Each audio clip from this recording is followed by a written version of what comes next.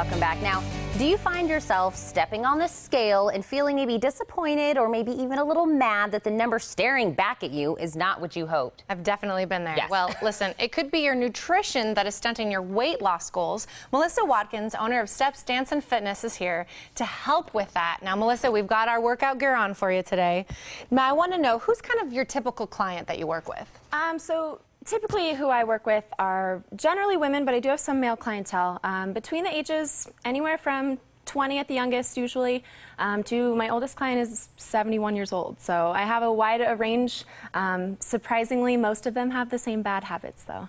Really? Yes. And, you know, when we were talking during commercial break, you were saying the big surprise is people think I eat less. Why is my scale not reflecting that? And, you know, why am I not seeing a bigger number drop? Is that a normal thing that people say? Yes, definitely, definitely.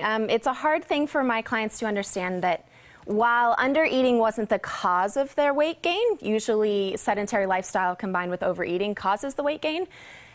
The crash dieting that we do as a society, the eating as few calories as possible, the low-calorie snacks that are on every grocery store aisle, those are what are causing us not to get enough calories, our body to go into what is survival mode, we've all heard it said before, and our body's stunting our weight loss, thinking that you're literally in survival mode and must store all the food that comes into you because you're not feeding yourself enough. Right. And you know what I really like that you've said in the past is that your body doesn't know you're trying to lose weight. You know, it's not like on board with what's going on up here. Right. You know? So we kind of have to take control. And to do that, we have to do it the right way. So let's talk about the solution.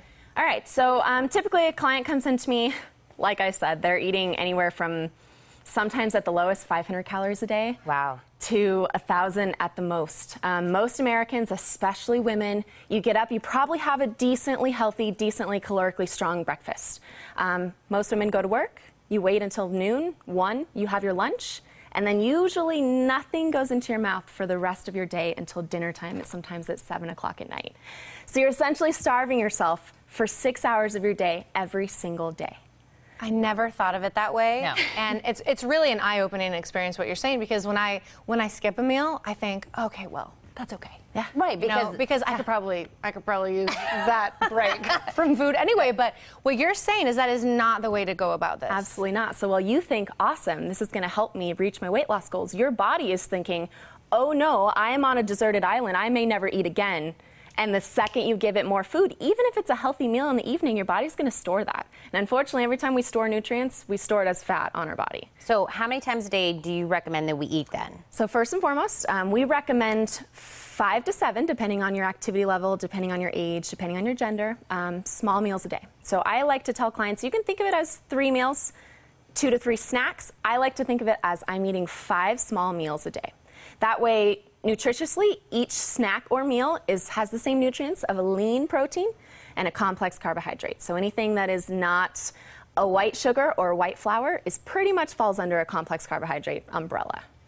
I like this. So we are absolutely trying to retrain our body, and our brains because, you know, we've been taught since we were kids 3 meals a day. Exactly. All these food groups, but that is just not realistic anymore. Absolutely not. So I like that you've told us kind of the foods to avoid. Now, what are some maybe suggestions for those midday, not snacks, but small meals? Yeah. So I love it. Thank you.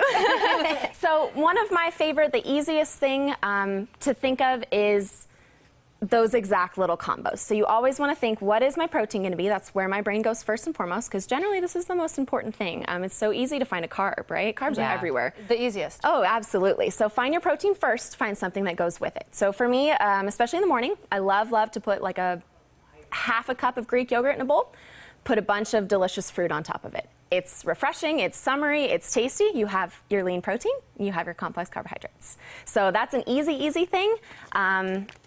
Snacks are probably the hardest. Yeah. Generally, you want them to be refrigerable. I mean, it's kind of hard when you're at work or on the go, as a lot of women are. So my recommendation for most women is get a fashionable lunchbox.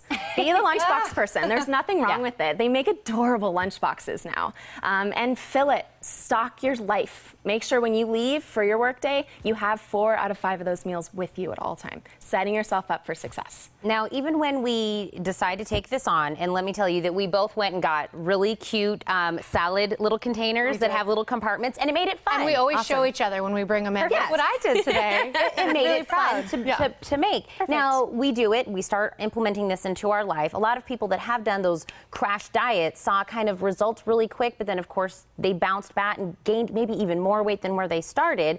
So you have to kind of train your body, be mentally prepared for how this is going to physically look. Exactly, exactly. First thing I always tell clients is the first 2, sometimes 4 weeks of retraining your metabolism, you're going to feel full all the time. The number on the scale is initially going to go up because your body still doesn't quite understand that you're done starving it. So those first 4 weeks are going to be more hard than they are easy. The psychology of all of that is really hard. You're trying to lose weight, but you're eating more, so you have to battle that. The scale might be going up. You have to battle that. You're feeling full all the time. Sometimes I'll set alarms for myself, reminding myself to eat. And oftentimes in those first 2 to 4 weeks, that alarm goes off and you're like, how is it time to eat again? I'm full. Really? So it's such a hard concept. But once your metabolism starts to repair itself, theoretically, you should wake up in the morning and be hungry. Yeah. 2 hours later, you should be hungry again. Not starving, so well-equipped to make good decisions. Yeah. Starving is always a dangerous place to get, right? In that 6-hour window where people aren't eating generally, by the time you get to dinner, you will eat anything that is in your visionary spectrum. Oh, yeah, that I've been there. So you basically, if somebody comes to you, and so do you start them from scratch? Absolutely. Hardest thing for most clients is when I sign someone up for a nutritional consultation, I tell them, I want you to write down everything you eat, everything you drink, everything you think about eating for 10 days. Bring that to me, no lies, honest truth on a piece of paper, and we go through that.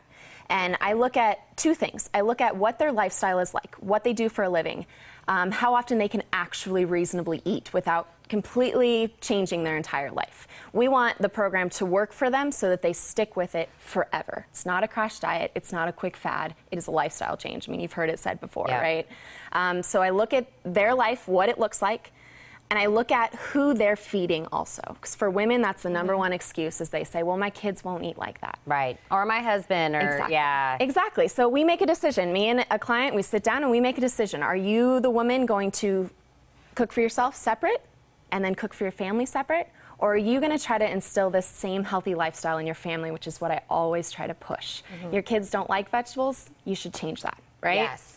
Absolutely. Instead of catering to their needs and making them a whole different meal. So I know I was super blessed that my parents taught me all of this growing up. So it's never been a challenge. It's never been hard for me. And, you know, we all have the chance to give our children that, which is pretty cool. It is. And, of course, go to a professional. Go to somebody that knows what they're doing. Go to Melissa. So, Melissa, thank you so much for helping us and reminding us that this is going to take time. It's a lifestyle change. Get your family on board. And you actually are going to help everybody because now through July 31st, you can receive a nutritional consultation for only $55. So for more information, you can give Melissa a call. She's at 730-2279 or just log on to stepstucson.com. Thanks, Melissa.